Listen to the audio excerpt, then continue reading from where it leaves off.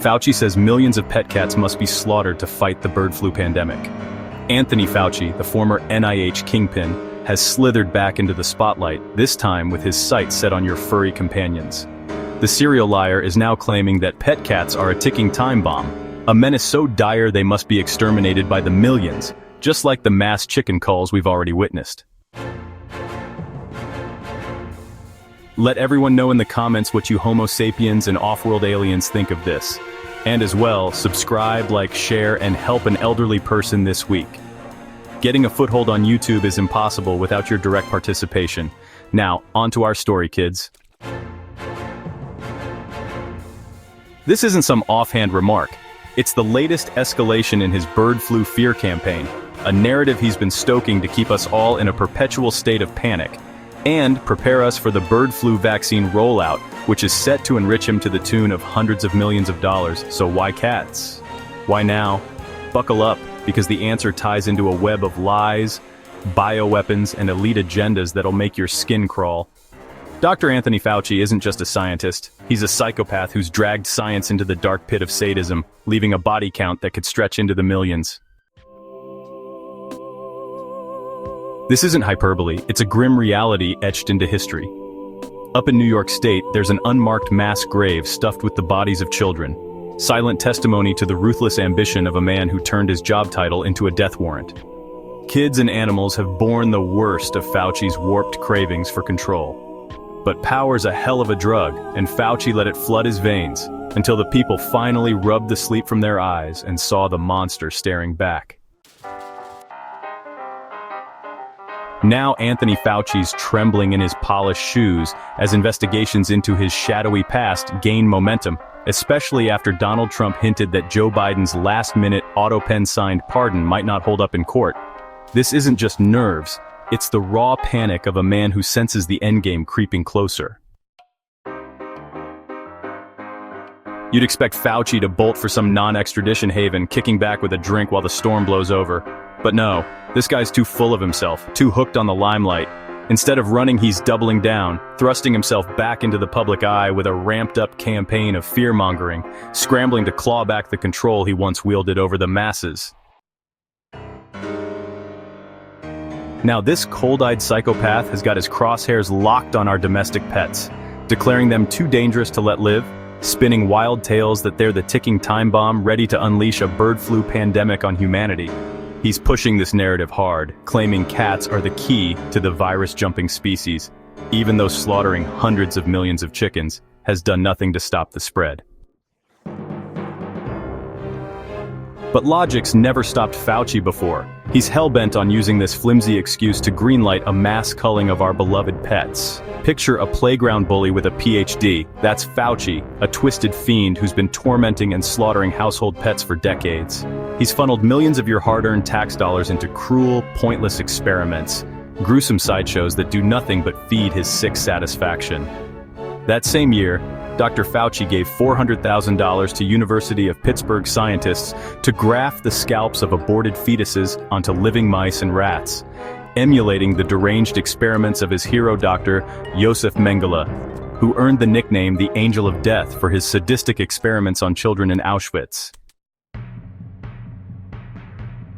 There is no possible excuse for such inhumane depravity. This is the behavior of a criminal psychopath, drunk on absolute power.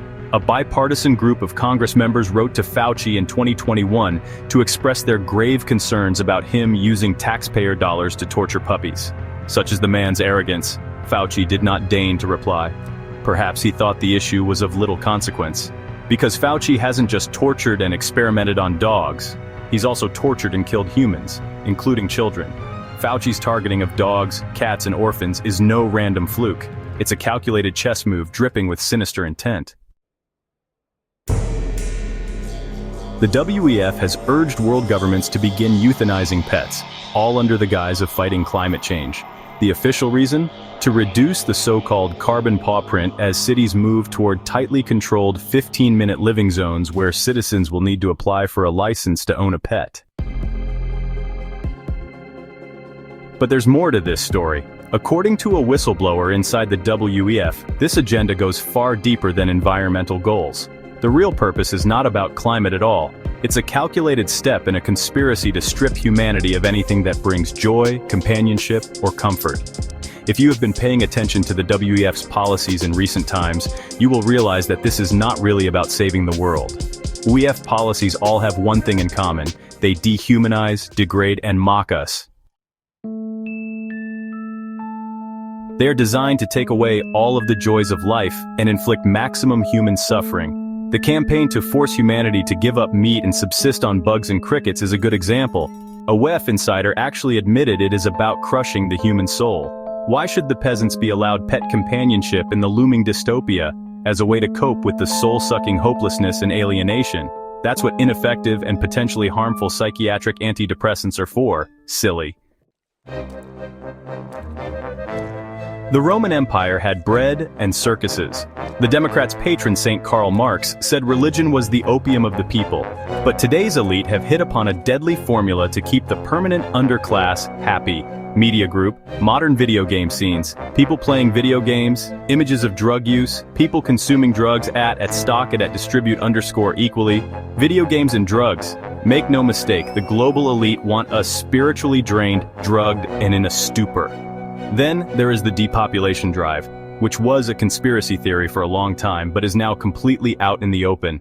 They aren't even trying to keep it a secret anymore. According to these two WEF ghouls, all religious groups are opposed to the World Economic Forum because religions want more souls and the WEF wants less on the planet. At what point do we stop and say enough? How many times does the World Economic Forum have to declare their sinister intentions before the world stops and listens? It's now out in the open. Pets will be banned in the 15-minute cities they have envisioned for our future. Should we really be surprised? After all, prisoners aren't allowed pets today, so why would they be permitted in the elite's open-air prisons of the near future? Despite official explanations, the global crackdown on pet ownership isn't truly about climate change, bird flu, or any other pretext. It's about breaking the human spirit.